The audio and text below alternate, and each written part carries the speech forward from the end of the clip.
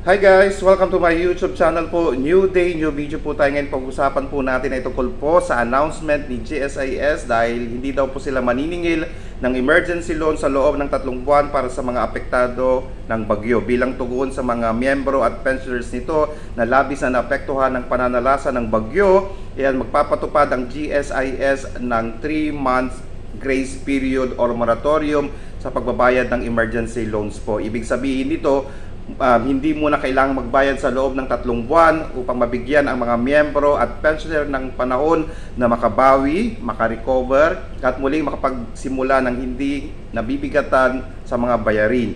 Layunin ng GSIS na maibsan ang pinansyal na pasanin ng kanyang mga miyembro at pensioner po at upang makabangon na kahit konti-konti po mula sa pinsalang dulot ng kalamidad. Sa panahong ito ng pagsubok, nananatiling matatag na katuwang ang GSIS sa kanilang pagbangon at muling pag-asenso.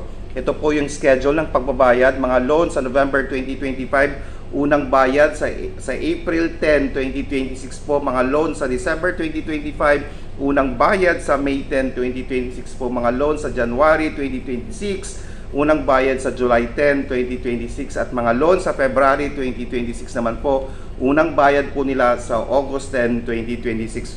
Bukas ang GSIS Emergency Loan Program mula November 7, 2025 hanggang February 7, 2026 po. Maaring mag-apply ang mga kwalipikadong miyembro at pensioners ng GSIS sa GSIS Touch Mobile App o sa pinakamalapit na GSIS branch. Ayan guys, sa ating mga GSIS members at pensioners po na gusto pong mag-emergency loan, pwede na pong mag-apply sa November 7 up to February 7 ng 2026 po.